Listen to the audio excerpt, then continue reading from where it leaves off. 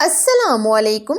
आलू से बनी हुई हर चीज हर एक को पसंद होती है, तो आज मैं फिर से आपके लिए बहुत ही अमेजिंग लेकिन बहुत ही कम सामान से बनने वाले आलू के डोनट्स बनाऊंगी। आज की इस वीडियो में आप देखेंगे कि कम सामान से अच्छी चीजें कैसे बनती हैं। वैसे तो आलू के डोनट्स बनाना बहुत ही आसान है, लेकिन अगर आप चाहते हैं कि आप घर पर डोनट्स बनाएं, तो मैं आपको रिकमेंड करूंगी कि आप पहले वीडियो को पूरा वॉच करें और फिर आप रेसिपी स्टार्ट करें, क्योंकि मैं वीडियो में टिप्स एंड सीक्रेट बताती रहती हूँ, वो आप मिस कर देंगे, जिसकी वजह से रेसिपी आपकी परफेक्ट नहीं बनेगी। तो वीडियो को बगैर स्किप किए पूरा वॉच करें। अगर मेरी रेसिपी पसंद आए तो जरूर लाइक कीजिए, शेयर कीजिए। सबसे पहले हम आलू की इस स्पेशल डोनट्स को बनाने के लिए आधा किलो हमने आलू लिए हैं, जो हमने बॉईल करके ठंडे कर लिए हैं। अब हम आलू को कद्दूकस करेंगे।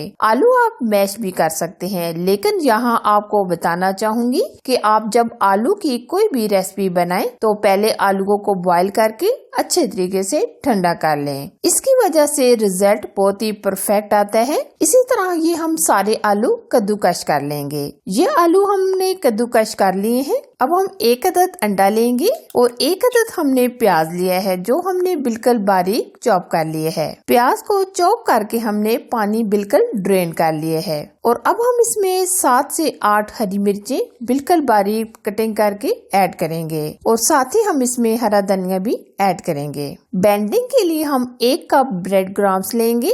ये हमने बिल्कुल फ्रेश ब्रेड क्रम्स बनाई है। 2 चम्मच के करीब कॉर्नफ्लावर ऐड करेंगे। अब हम इसमें कुछ स्पाइसेस ऐड करेंगे। 2 चम्मच कुटी लाल मिर्च, 1 चम्मच हम जीरा ऐड करेंगे, 1 चम्मच हम नमक ऐड करेंगे। नमक आप कम या ज्यादा भी कर सकते हैं। 1 चम्मच हम चाट मसाला भी ऐड करेंगे। अब हम मसाले डालने के बाद बहुत ही अच्छे तरीके से मिक्स करेंगे। ये डोनट्स बहुत ही अमेजिंग तैयार होते हैं, बाहर से बहुत ही क्रिस्पी बनते हैं। ये पोटैटो डोनट्स आप माह रमजान के लिए बनाएं, आप पकोड़े समोसे तक खाना भूल जाएंगे, क्योंकि ये होते ही बहुत अमेजिंग है। अगर आप यहाँ बैटर को 15 मिनट के लिए फ्रीजर में रख दें तो रिजल्ट बहुत ही बेस्ट आएगा। ये हमने तकरीबन 15 मिनट के लिए बैटर को ठंडा करने के लिए रख दिया था। अब हम पोटैटो डोनट्स बनाएंगे।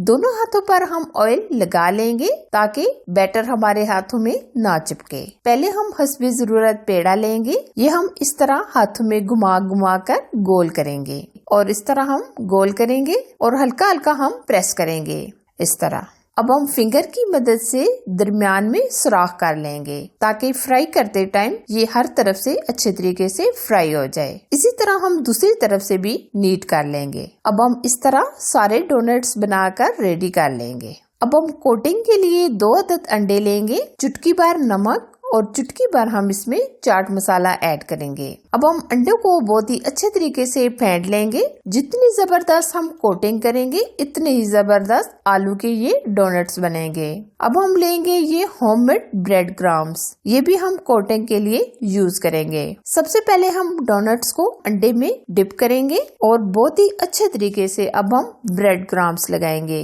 ब्रेड क्रम्स आप बहुत ही अच्छे तरीके से लगाइएगा, क्योंकि हम जितना जबरदस्त ब्रेड क्रम्स में कोट करेंगे इतना ही परफेक्ट रिजल्ट आएगा। इसी तरह ये हम सारे डोनट्स को कोट कर लेंगे। यही तो मैं आपसे बार बार कहती हूँ कि आप वीडियो को आगे पीछे मत कीजिएगा, क्योंकि ये छोटी छोटी टिप्स एंड सीक्रेट होते हैं, जिसकी वजह से आपकी रेसिपी परफेक्ट बनती है। तो आप वीडियो को मुकम्मल वॉच किया करें। अब हम पोटैटो डोनट्स को फ्राई करेंगे। ऑयल को हमने नीम गरम कर लिया है। बहुत ज्यादा हम ऑयल को गरम नहीं करेंगे। अगर हम तेज आंच पर डोनट्स को फ्राई करेंगे तो ऊपर से ये जल जाएंगे, जो देखने में अच्छे नहीं लगेंगे। जो चीज देखने में अच्छी ना लगे उसको खाने में मजा नहीं आता। अब हम 1 या 2 दफा पलट पलट कर गोल्डन कलर आने तक फ्राई करेंगे। ये देखिए बहुत ही अमेजिंग एकदम क्रिस्पी पोटैटो डोनट्स हमारे फ्राई हो गए हैं। अब हम निकाल लेंगे। इसी तरह हम बाकी के डोनट्स भी फ्राई करेंगे।